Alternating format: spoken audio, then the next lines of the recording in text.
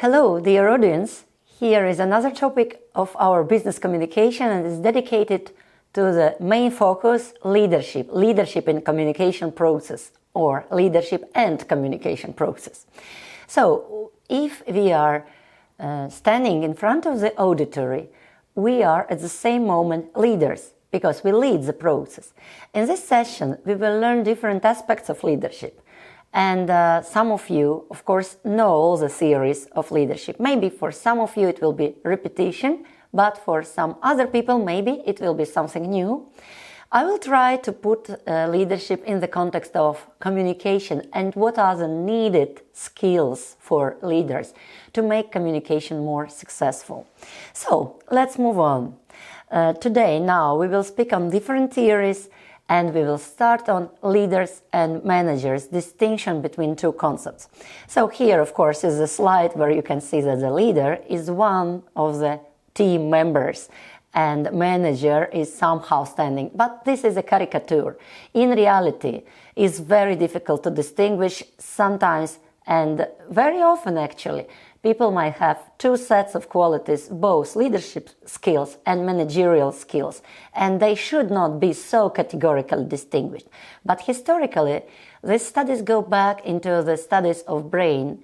My name is Julia Jacquemot, and I will be speaking now about this distinguishment because I have really big interest on this. In my background, I have graduated from Psychology Department of Cambridge University and then also have graduated from Salford University and received MBA degree. Later also acquired my PhD diploma, and my studies are really particularly focused on relationship quality between the leaders and subordinates, how to build good relationship. In my studies, I absolutely learned what means hemisphere because I also worked for 1 year in University of London for brain studies. And this distinguishment between managers and leaders go back in its roots to the studies of brain hemisphere and differences between left and right hemisphere. Right hemisphere people are supposed to be more spatial, more they perceive world in a more picturesque manner, let's say. And left hemisphere people, if that's leading one, is more logical, structured approach and so on. Of course, today we know with all these techniques which we use, and actually now today with video camera, with online studying, we have visual images, we have audio messages, we have different skills to train.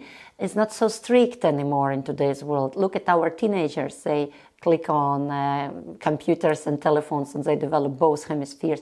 But nevertheless, there is one prevalence of one or another. It's still a little bit still there in the background. We can keep it in mind.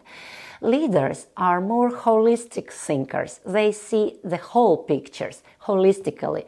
They see it in a maybe main idea terms.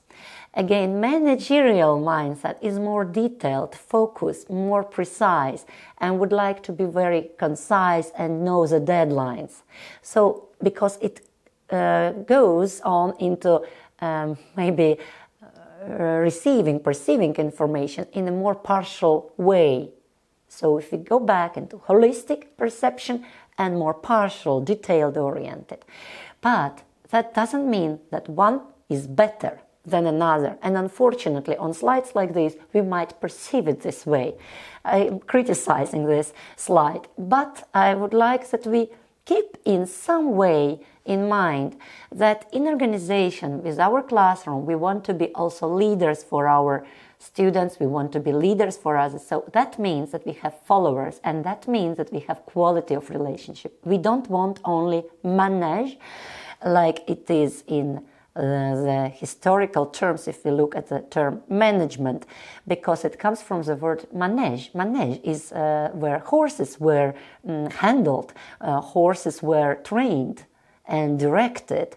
So horsemanship, if we really translate and look at etymology of management, if we want horsemanship and somebody really do precisely what we told, then we are really on managerial mode of our thinking.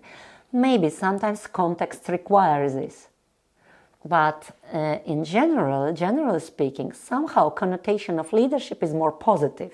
We want more positive people around us, more satisfied, more motivated, more inspired, engaged, etc. This all implies that we have leadership techniques. But again, depends on situation. You have lack of time, you have absolute knowledge, you are an expert, maybe there is power issues, and the situation requires you switch on to managerial mode. Maybe situation requires discussion, situation requires open-mindedness, situation requires holistic discussion, open-endedness. So I would tell that one contributes to another and both processes should go in hands. You should not idealize one on the account of another. At the end of the day, if you're a good manager, that you learned so well different skills for managing people, maybe that's not bad leadership, because many people like it to be precise, concrete, what is clear, when is the deadline, what is required from them, and they actually perceive it as a good leadership. So that's how messy the distinction between two concepts can be. But I hope we can continue with the main next slides, where we can see that leaders and managers are a little bit different functions. So leaders convince other people, they inspire, create passion, commitment, they demonstrate commitment, they make commitment from other people. But they both are controlling, because managers also are controlling institutions, as they are directing. They work with employees directly, organize events, plan events, and so on. Here again is the slide where you can see that aims for managers can be direct and controlling. For the leader is motivating and inspiring. Key skill, for example, for manager, quick decision making. Managers are very often rewarded for quick decision making. They need to make decision now. And for leaders, we know that it is far-sightedness, so possibility to predict, maybe philosophically looking and understanding more in a way, again, holistic. Okay, here we speak about transformational leadership style, and here is more transactional. But in many situations, we come to transaction as a bankomat. You put a card and you want 50 euro, and you're happy if you receive 50 euro, and you don't receive 40 or you don't receive 70, and it doesn't create any confusion. So transaction is not bad. You are clear, you're precise, you know what to expect, and you have free time after work, or you have free time after your lecture. And transformational means more responsibility towards value transfer, what happens in the moment between, in communicational moment between leaders and subordinates, or let's say pedagogical situation, lecturer and students. What are the values which you transform, how you transform, that will go into the sphere. But that means that sometimes you do not limit yourself with the lecture is over, now I'm free. Well, it's a bit deeper process. Okay. Managers are focused on process, and leaders are supposed to focus on people. Today's world, in pedagogical, at least pressure there exists on how to maintain tasks and have certain criteria. Everything is done, presentations, slides, number of the slides, conference meetings, maybe articles published.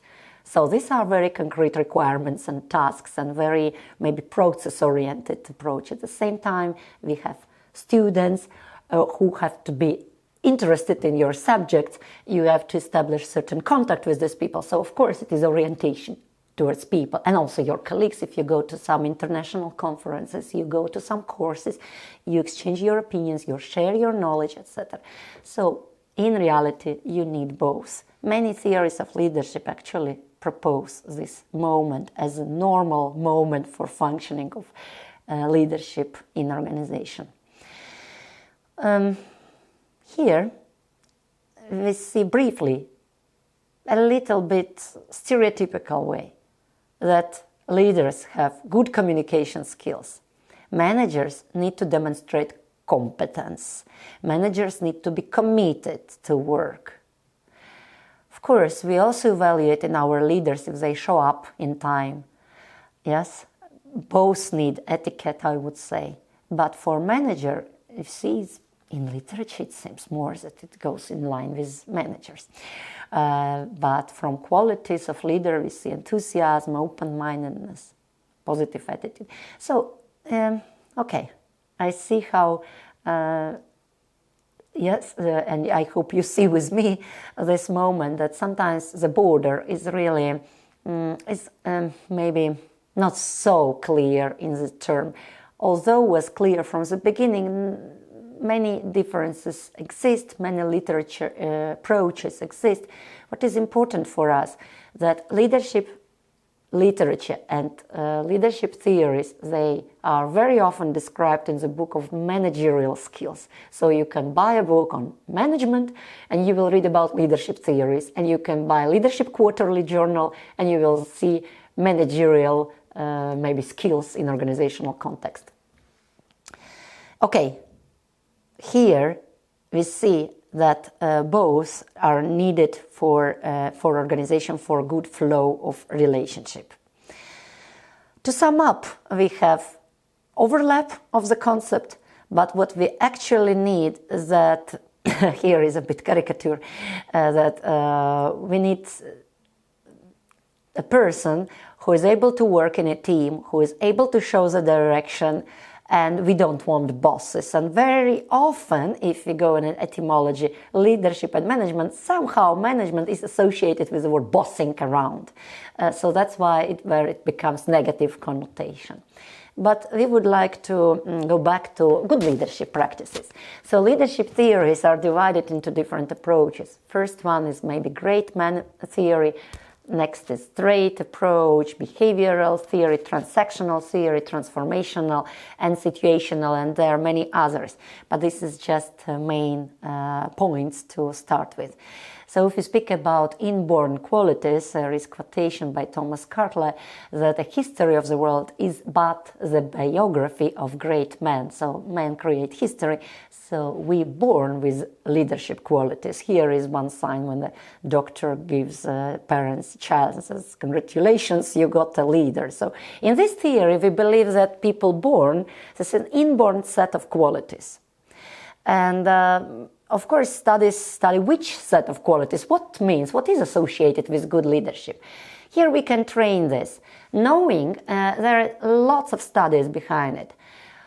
What are the qualities? We can, of course, train them. So, nevertheless, despite of the fact that they are inborn, we can somehow, knowing that there is nature-nurture debate, go into the discussion how far nurturing can also interfere with nature. So intelligence, something we're born with, is our predisposition of nervous cells, fine, but we should develop it. Otherwise, it should not be trained, it cannot be trained.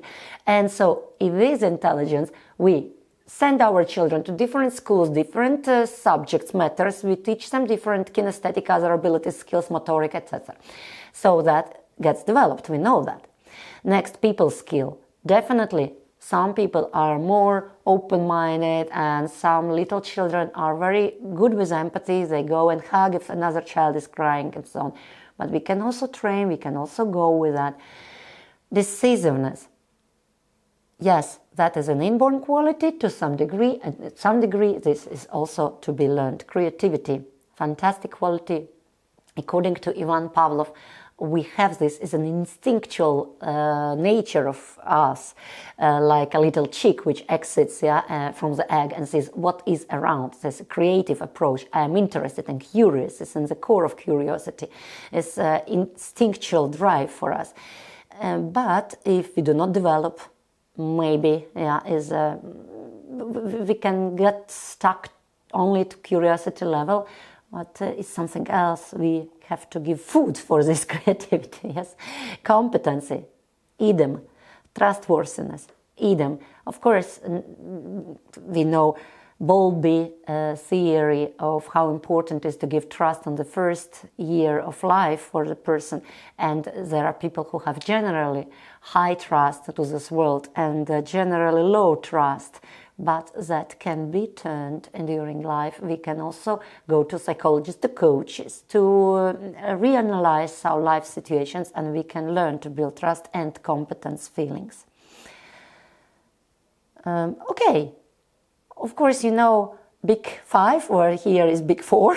Let's say extroversion, conscientiousness, openness, open-mindedness, emotional intelligence here is added. These are very important qualities for a good leader. We can train that. How we can do it in our communication? So we train our extroversion. We do not keep in ourselves so another person doesn't know what we think of. If we are complete introverts, we can train to speak. We may experience anxiety, we may experience different internal barriers of how to start communication with opposite gender person, how to go and to have public speech, but we overcome it. Each time we give each other a credit and we overcome it. And of course it's easier for communication if we are more extroverted. Also, on the other hand, if we are very, very, very high extroverts, it may hinder extroversy of other people. So they do not get enough aphasia for speaking, and they are suppressed, they are dissatisfied. So we need to also be careful with this, our quality of extroversion. Conscientiousness, of course, is a continuum again. We need to take responsibility for what we are doing. We need to be rational on what we are doing. We need to be logical on what we are doing. We need to absolutely give this message to other people so that they receive. We can be also trusting source of information. They can also ask us something and we can continue communication. Openness, we are open-minded. We can accept other people. We can have a difference of opinion. We have different cultural background. We have views on how we should color or not color our hair, have piercings and what. And so this is again interesting discussion here, how far we accept, how far we do not accept. Is it general open-mindedness? Is it a personal level? Interesting philosophical discussion here. Emotional intelligence. Yes, it requires mostly the skill. Basic here is empathy, that we are able to feel what another person feels at this moment. And that's something, again, to train. General critique to this theory is that so many traits, we don't know what to train. And another theory of leadership speaks about behavior, so it's better to speak about behavioral approaches rather than traits. Here is that we speak about concrete behavioral style. So behavioral theory concentrates more on styles, and we know many approaches here, but basically very often we have this participative style, we have authoritative style, we have democratic style, we have laissez-faire style, and so on. I'm sure you have heard about it. Strengths of the behavioral theory. It supports the idea that leadership traits can be learned, because we can learn the style, like any style, like dressing style. We can learn our how to style our apartment. That's if we look at this perspective from behavioral, we can learn certain skills, certain manners of doing. Okay, more recent leadership theory says that we can, with this certain style, predict results. So we see what is expected, what another person's style is, and we can kind of match our styles. But that's modern approach of behavioral theory, and it comes from psychology. Mostly in management is still ideas that, well, everybody has own style, and well, we need to be aware of this, and that's it. In situational theories of leadership, we move on discussing on matching different styles to situations. So in some situations it can be authoritative, in another it is more democratic, in yet another it can be laissez-faire. Laissez-faire is a style where you do not interfere. In ethical literature it is of course discussed as unethical approach. But when I studied in Cambridge University in the biology department, we had different supervisors, and one was applying this laissez-faire approach. Laissez-faire, she was not interfering because everybody was searching for the what is happening in DNA in the process of cell division. And people want to publish, they have to produce publications, they have to know the results, they really go and try. She was not controlling at what time you arrive to your lab and what time you finish it, if you drink beer or not. It was laissez-faire style. She believed, she trusted that people who participate, they are all researchers, they are all interested, motivated. So that might work, and is not so unethical as described. Again, I permit myself my own view on this. I think that laissez-faire can work in situations where all the parties are interested in results, are highly motivated and engaged, and you can trust your employees, your group members, your colleagues, and then you really do not push with your style so much, or your ideas. You just let other people also decide. In a way, maybe I might be wrong with that. I did not publish yet on this matter. Okay, if we compare behavioral and trait, so with trait approach, leaders are born. With behavior, it can be more taught. So the whole accent here is on more teaching possibility, on more learning moment. And with trait theory, it is more on something which is born already, inborn possibilities for us. But in reality, again, nature-nurture debate, we don't know. Paganini had definitely some inborn fantastic qualities for music. Glinka, yeah, or anybody comes to your mind, composers, they hear sounds differently than general public. But of course later there is so many training hours, convergence thinking, so from morning till evening, gammas and different possibilities. So Paganini at the end could play the concert on one string, they say. Why? Because he knew what is possible to produce out of this string. So it's fantastic training behind, and is really, he was part of his violin at the end, with his body and his physical development of his fingers and his earring. So I would today say that one complement to another.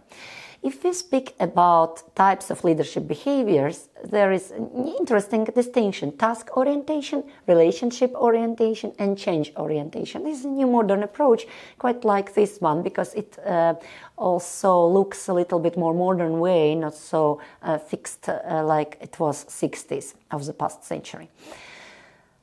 Okay, here are some examples of some leaders.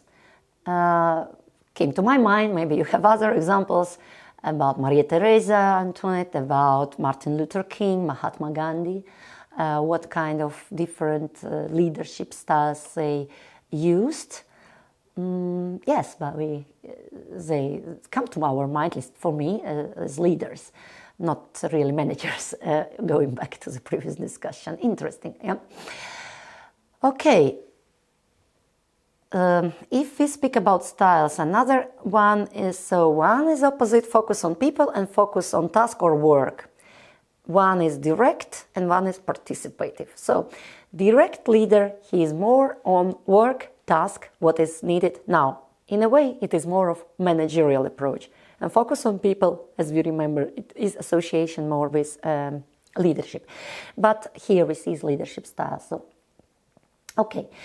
Going to another mode of styles, another one, more modern approach by Bass, Avolio, Burns, many others, is already 80s of past century and moves on till today with modern approaches to leadership. It's transactional versus transformational. In transactional, we need to be precise, and we have a system of punishment and rewards, which is clear. Transformational is more about value exchange. So it's up to you which style you prefer to use and with which people. Thinking of our first session when we discussed about the communication and our channel and our audience, here we need to keep it in mind. Leadership theory, sometimes when we read leadership literature, managerial literature, is observed somehow without context, and situational leadership theories, they actually make it clear that the context, audience should be taken into consideration. So the style, sometimes with some people you need to be transactional, and with other people you need to be transformational. But that was not observed in style theory, it is more in situational theory. But here on this slide you see different styles, transactional versus transformational. Okay, this transactional is more simplistic and easy to administer because you have certain criteria. Julia, you need to do this by Monday, this on Tuesday, this on Wednesday. Why you didn't do this on Monday? Punishment. This work is done only on Thursday, but had to be done on Tuesday. Punishment. So that's clear. Yeah, it's simple. Timetable, plan, etc. Cons, counter-argument. Can be feeling that people are exploited. People feel that they are just mechanic, robotic creatures. From one side we like it, that is clear. On the other hand, after a while we think, am I just one tool here? Okay, basically that's it about transactional. About transformational, transformation is long-term approach, can bring harmony, can bring value sharing, deep feelings one party towards another, and so on. Counter-arguments, not everybody wants at work to share. Sometimes we have our families, sometimes we have our own duties outside of work, and we don't want this deep analysis and feelings of transformations. So that's again can be problematic if we think about it on these grounds. Like how far you want to know another person's opinion, political, his or her private life, and maybe own views on something, and something is very intimate. Okay. Blake and Moten Greed demonstrates the same dilemma actually about managerial and leadership mode. They again look at and divide people into task-oriented and people-oriented. And they call it leadership theory because here we see 4 styles or 4 ways of leadership, and they are more into situational leadership theory approach, and they say that it depends on situation, but at the same time they keep in mind that there is certain style. So some people, according to Blake and Moten, they demonstrate low concern for people and low concern for production. They are poor leaders. Their main concern when they go to work and they go in the classroom is to remain in this position. So they like to be lecturers, so they like to be professors, and their main concern in life is to keep it. Nothing else interests them so much. So they can make friendly relationships with colleagues and with leaders in organizations and so on. Maybe with some key students. Nothing else, because they are not so concerned if students or colleagues receive knowledge from them or they can give them something. It's not their business. Kind of, they're not their concern. And they don't want any much quality or some, doesn't matter. They have other things in life. Let's say country club is more big concern for people. So it doesn't matter if we kill all the plates here, but we actually had a good time. We maybe destroyed some things in our taverna, yeah? So that's why it's called country club approach. Another opposite is produce or perish. So it's kind of an opposite if we speak about a system of is concerned for production, a system for reward and punishment, I wanted to say. And team leader is really full-word leadership. So the person who knows what, how, when has to be produced and manages people the way that they want to do it themselves and they are enthusiastic about it. Of course, is a lot, yeah, we want a lot. If we are good leaders in our classroom, in our teaching, students actually appreciate, they see, they feel it, and we actually also receive good feelings from our work. We, at the end of the day, have satisfaction of our profession, of our selection of what we decided to do in our life. So that means that we applied by Moten and Blake leadership, team leader approach. Okay, what means contingency leadership theory?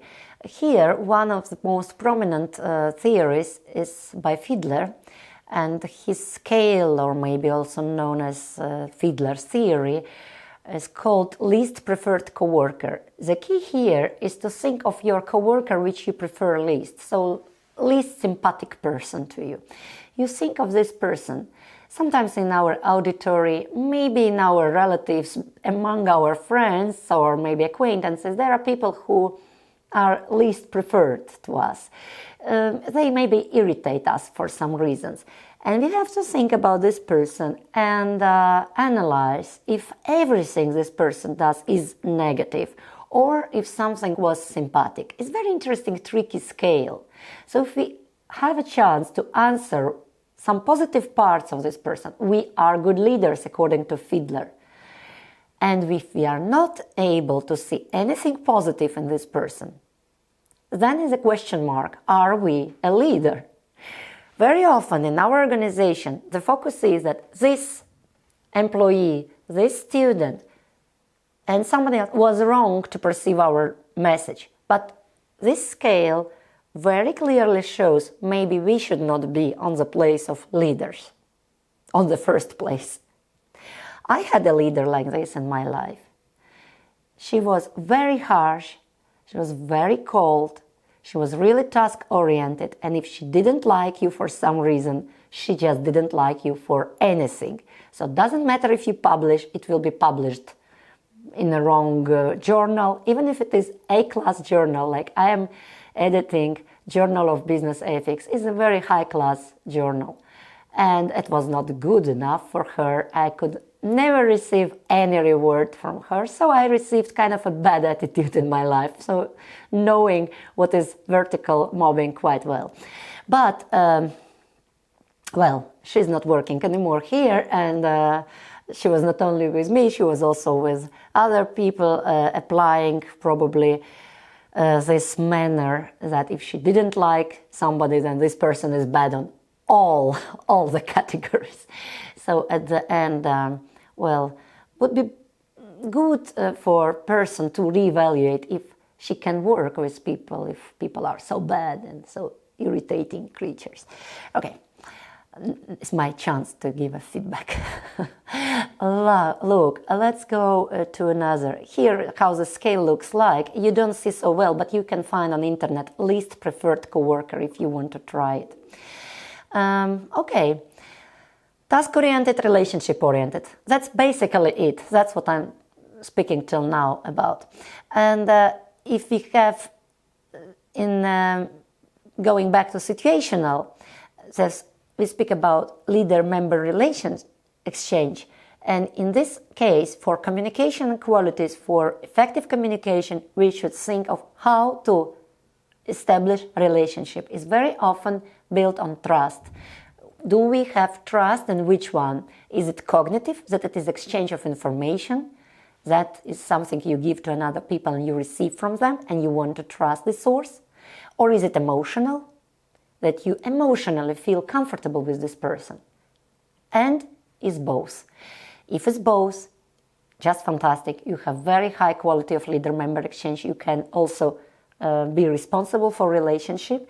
You would like to contribute to this relationship. If the leader is not in the room, you know how to represent him or her. You know his or her opinion. Like in a family, mama is not there, papa is not there, but the child knows how to perform and how to do good things. And if somebody comes and asks something, the child knows what to respond and knows the opinion of the family. So a little bit, yeah, like a parallel here.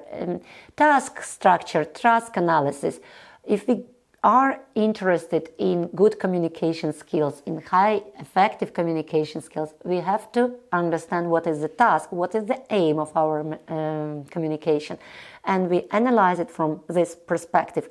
What was the task? Was the task to persuade? Was the task to inform? Was the task to ask for something, for a favor? Was the task to spend time well, have emotional exchange? So we can also kind of know it is accomplished or not, and have good feelings or bad feelings about it. And we should keep in mind a relationship in situations like power. What is the authority of leader in my eyes? Is it really leader, or am I here to respect this person because this person has managerial position and I have to swallow it? Okay, what kind of game we play here with our, for example, students?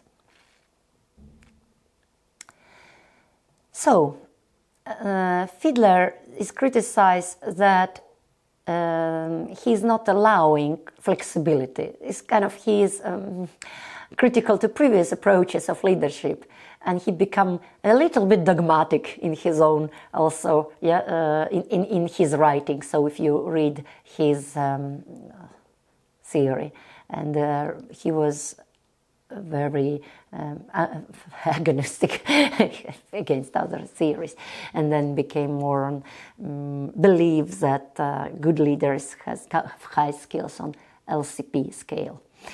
Okay, another part on situational leadership here is interesting. Harsey and Blanchard leadership theory. Here, main focus is put on situations. So if previous theories didn't observe situations so much, that here is the main focus is on this. If you have students who just came to your course, which is first year students, probably you need more telling. You have to introduce what are the deadlines, when is the practical work to be done, submitted, who is responsible for it, where is the deadline, how Moodle or other platform works, Zoom, I don't know which one you use in your university, etc. So that must be, in a sense, more didactic part. Maybe it is the beginning of your course where you also introduce your requirements. It's easier for students to grasp information. It can also be introductory part where you are in the conference and you introduce with yourself, with your studies, your focus, your main. Next part is selling. Selling actually means motivating, and that you transfer your values. You make it in a sense inspirational, that others follow you. They want to listen to you more. Now they are interested in your subject matter. Now you move on from one mode to another one. So from the beginning you are more task-oriented, now gradually you become more people-oriented. You see the differences of personalities in your classroom. You see who is able to do what. You see in what moment you say to another person, stop, now is enough. Now here is, you do not allow to pass the border. And with another person you say and you appreciate and you give lots of encouragements. So different individual approach appear, and then gradually we go to participating mode, where you see people are motivated, you go with your suggestions, with your interference, but this interfering relationship is more on participation mode, that this is colleagues, these are people who are young, interesting minds, people who are tomorrow leaders, like you are. They are learning from you today, and here we go into discussion of talent management. Do you really want to have other leaders? Do you really want to transfer your skills so they radiate around the organization? Do you want other people to be talented? Do you create a laboratory of researchers, somebody who publishes, somebody who is interested or not? If not, do not go there. You're not interested in this? Fine, we know our limitations. If you are, then you really apply this. But again, you cannot do it from the beginning, according to Harsey and Blanchard. First you were doing one, so task, another selling, and then it comes part for participation. Another is delegating. That's what I was speaking about, this laissez-faire approach a little bit, yeah. So you do not really need to interfere so much if you make a parallel with Harsey and Blanchard model, because you know these people are motivated themselves. You just do not want to disturb them. You don't want to hinder their creativity, and you delegate. You trust that they are fine. But the problem is here. that sometimes these people, if it comes by time in organizations, they start to be annoyed, they lose motivation, because they think, well, I'm like a furniture here. You delegate me, okay, fine, but you do not see me anymore. You do not consider, because all the attention is to newcomers of organization. They are very important, as organization leaders try to sell for them. How is good to work here? How is good team building activities and so on. And those who worked for many hours, they're like already furniture. Yes, okay, let's say. Interesting model. If you want to be a good leader, it's worth thinking about it and maybe refer to that when you need different communication with different people, taking into consideration this context of duration, yes, or how long you know these people factor. So again, there are 4 styles. First, telling, selling. Third, participating. Fourth, delegating. I was speaking about it. Another one, very famous approach is authoritative, participative, delegative. Okay, well, it comes from Kurt Lewin, but later transferred into this. You can read more online and you can find more things about all these theories. But now I would like to speak more about communicational aspect of this. If we know trait theory, which communicational skills, what do we need to develop? We do not need to kill in ourselves achievement drive. McClellan theory speaks about it quite a lot. Achievement drive. When we're born, we have it. We would like to learn more. We have this. We would like to pass something and learn new skills and new things. We want to be open-minded, good leaders. We have this drive. And this goes in our communication. We radiate it. We will speak about branding and personal branding. I will return to these different aspects of how to do it, and maybe we will a little bit focus more on this. Motivation.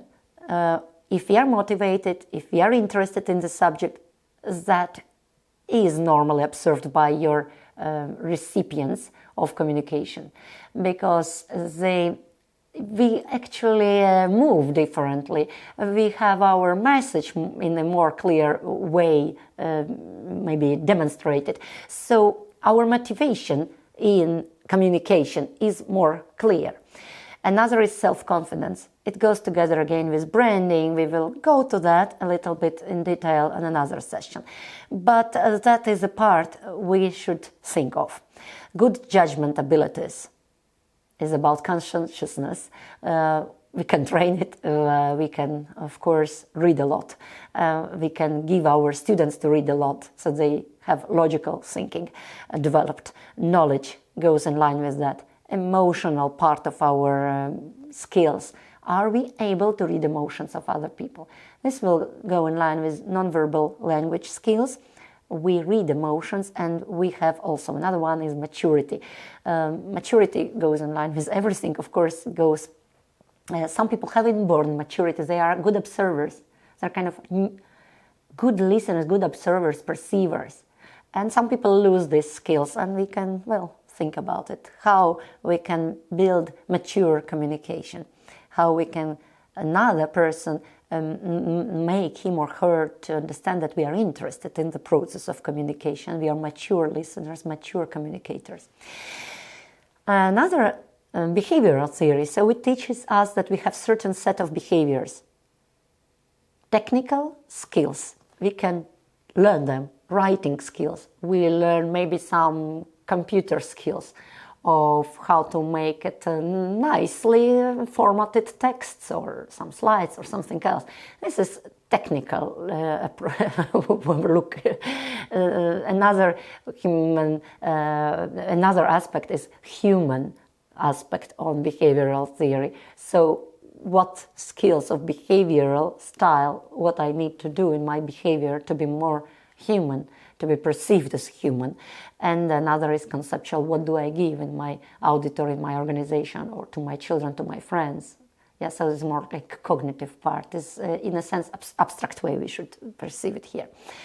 Okay, from contingency theory, to remind you, is a Fiedler's theory. So we should focus on relationship, and we really build the relationship. Any communication process consists of small transactions. Those transactions is an exchange. Do we praise another person? Do we pay compliment? Do we receive compliment? And do we pay respect? We build a relationship in the long run. Altogether, it is a very long-term approach, but it consists of one small transaction. You say to another person something, another person tells a joke, you smile, you laugh, you turn away. That's a small transaction. If we divide communication into these small transactions, we are able to analyze it later. We learn and we grow, and that's how we can, of course, become better communicators. Another is task structure. We divide like what we wanted to say. Did we manage? If not, maybe we have another meeting with this person. Position power. I already was speaking about it on previous slides, so it's just to repeat here. Okay, another situational theory of leadership. What do we, from Halsey and Blanchard's model, know? That in communication, in some situations, we need to be very concrete, very precise. Sometimes we need to motivate, and we go on with our motivation, and we sell, we persuade, we are inspiring, we maybe switch on charisma if you wish to believe in this way. Then participating mostly is about listening, is about giving another person chance to give us feedback, to ask us questions, and we are participating in this discussion. And then delegating. Delegating, we trust another person. We really build a rapport in the sense that we trust another person's professional competence. We don't need to control, we don't need to be control freak, we do not lose time for it. I hope this was useful. If you would like to learn a bit modern theory about authentic leadership, spiritual leadership, to a big degree, Rockich Values Survey can, although it's not new Rockich Values Survey questionnaire, it can help us to understand what are the true values of ours, and how we transfer them into communication. If we want to be authentic, so truthful to ourselves, and that people feel and see us as a one kind of person, entire, that's worth looking at. We will speak about it when we discuss branding, personal branding. Foundations of effective leadership. So it's commitment to make a positive difference, strong foundation of faith and belief. Like, what are your beliefs? You need to have foundations on them. Then it is, we need to build leaders around us, and we are not afraid of them. We are not afraid of concurrence. Another is that we are able to repeat. Sometimes we stand in a classroom and it's a pity, but we need to repeat.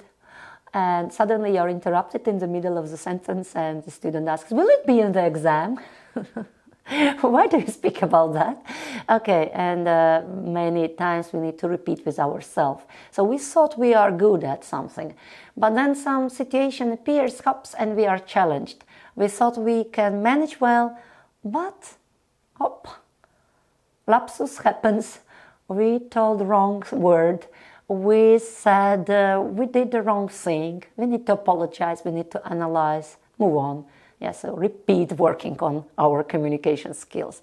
And of course, we thank situations. We thank if you believe in God, you believe in destiny, you believe in other people, a good spirit.